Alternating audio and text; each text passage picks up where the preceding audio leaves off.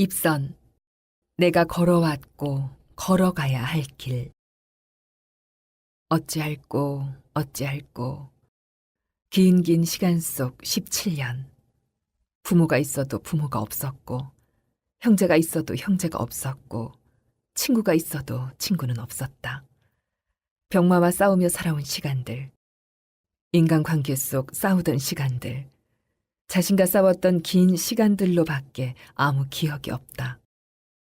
중학교 1학년이던 아들은 운동을 잘하고 성격이 좋아 친구도 많고 공부도 잘해서 반대표를 맡아 하던 꿈 많은 아이였습니다. 어느 날 학교에서 옆반 아이에게 맞아 코뼈가 부러지고 다쳐 대학병원에 입원하여 치료를 받는 일이 있었지만 아이들끼리의 일이고 같이 자식 키우는 입장이라 생각해 원만히 합의도 하였습니다.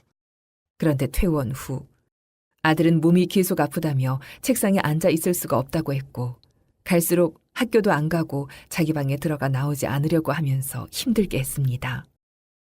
알아보니 아들을 때렸던 아이가 다른 아이들까지 주도하여 아들을 계속 괴롭히고 있었고, 담임 선생님도 반대표였던 아들에게 책임을 돌리고 야단을 치거나 혼을 내어 모욕감과 스트레스로 힘들어하고 있던 최악의 상황이었습니다.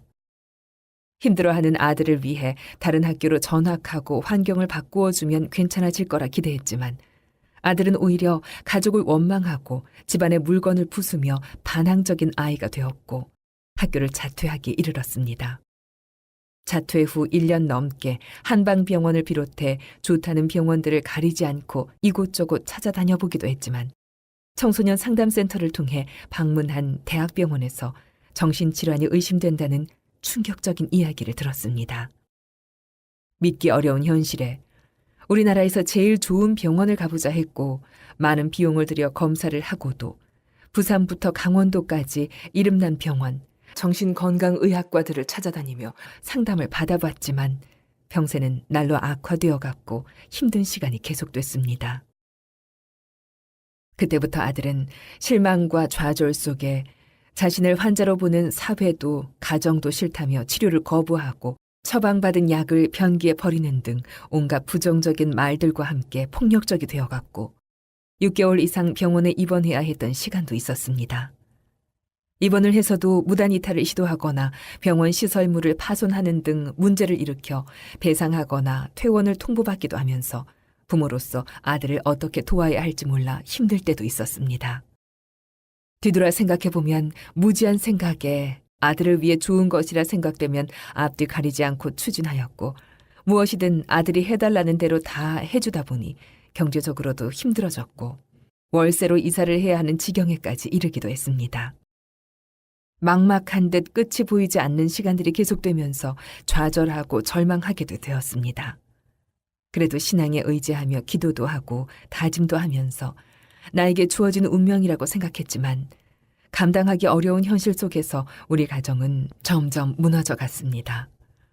저 역시 처참한 마음이 되어 우울증으로 약물 치료를 시작하게 되었지만 도움을 청할 곳은 어디에도 없는 것 같았습니다. 그렇게 조현병에 대한 어떤 이해나 지식도 없이 반복되는 과정 속에서 주치의 선생님의 권유로 안 가려는 아들을 데리고 매일 정신건강증진센터를 방문하였습니다. 그곳에서 자조 모임과 가족 프로그램에 참여하면서 아들의 병에 대해 몰랐던 많은 것들을 알게 되었고, 남편도 가족 교육에 함께 참여하면서 아들을 이해하고 도와줄 수 있는 방법들을 생각하고 찾을 수 있는 기회가 되었습니다.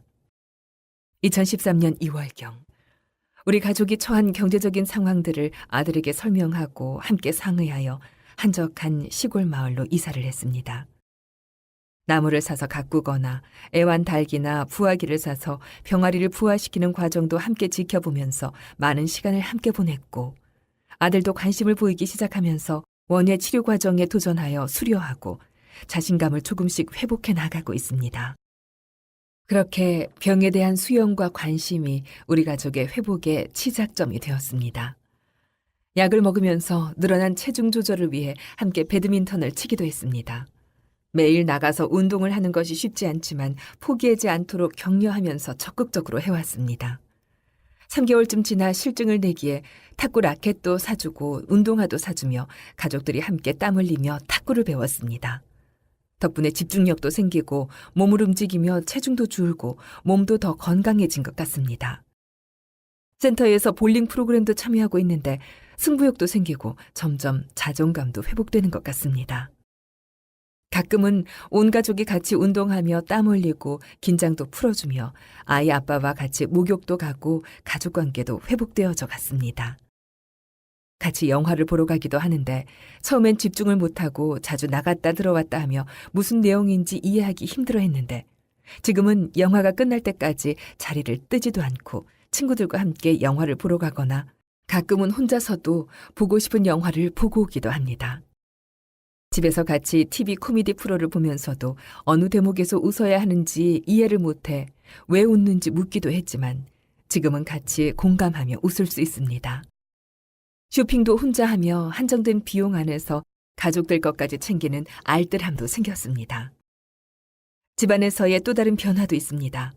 가족 교육 내용 중 마음에 와닿는 강의 내용을 동영상을 통해 다시 보고는 했는데 처음엔 싫어했던 아들도 반복하여 듣다 보니 가랑비에 옷 젖듯 내용을 이해하게 되었고 서로 과거의 행동에 대한 이해가 생기면서 희망과 긍정에 대한 대화들을 할 수 있게 되었습니다.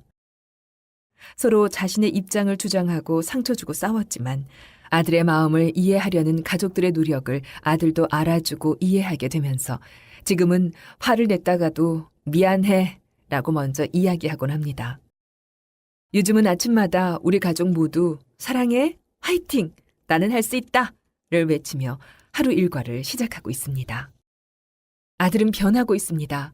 센터를 다니게 되면서 자신의 병을 이해하고 가족의 지지와 꾸준한 약물 복용이 유지된다면 한정 같은 증상이 남아있어도 충분히 극복하고 회복이 가능하다는 것을 알게 되어 이제는 자신이 먹는 약이 우리 가정을 지켜주는 행복약이라고 합니다. 아들은 2013년 8월부터 장애인 고용공단을 통해 정신건강증진센터와 연결된 대학병원에서 행정보조 계약직으로 근무하고 있습니다. 물론 위기도 있었지만 센터에서 배웠던 지식들을 떠올리며 잘 극복했고 2년의 계약직 근무를 무사히 마치고 무기계약직 직원으로 전환되어 2017년 현재 4년째 결근 한 번 하지 않은 성실한 직원으로 칭찬받으며 잘 근무하고 있습니다. 직장을 다니는 것에서 그치지 않고 자기 발전을 위해 야간 대학을 졸업하고 동료 지원 교육 프로그램 등 각종 자격증에 도전하여 자격을 취득하기도 하며 동료 지원가로도 활동하고 있습니다. 앞으로 바라는 희망이 있다면 좋은 짝을 만나 행복한 가정을 꾸리고 살고 싶다고 합니다. 이제 시골 생활 5년째. 휴식하며 힐링하듯 앞으로의 계획들을 하나하나 이루어가고 있는 중입니다. 아들이 잘 회복하고 사회에서 성공한 정신장애인의 표본이 되어 비슷한 어려움을 겪고 있는 많은 사람들에게 희망과 꿈을 줄 수 있는 사람이 될 수 있기를 바랍니다. 저와 제 아들과 제 가족의 삶이 변화되었던 과정처럼 많은 힘든 가정들이 회복될 수 있기를 희망하며 앞으로 많은 환우와 가족들을 만나 저의 삶의 경험들을 공유하고 위로하는 사회적인 편견과 인식을 바꾸며 정신장애인의 삶의 비전을 바꿀 수 있는 가족 강사로서도 활동하고 싶습니다. 환우와 가족들이 고통 속에 사는 삶이 희망으로 바꾸어지고 병원, 가족, 센터 등의 연계가 잘 이루어져 좋은 프로그램들이 많이 개발되고 홍보가 이루어져 당사자와 그의 가족들이 지역사회 일원으로 행복하고 즐겁게 살아갈 수 있기를 소망해 봅니다. 그때 잘할 걸 지금 잘하세요. 그때가 지금입니다. 힘들 때 우는 건 삼류요. 힘들 때 참는 건 이류요. 힘들 때 웃는 건 인류다. 그래서 난 웃는다. 오늘도 난 웃는다. 좋은 그래서.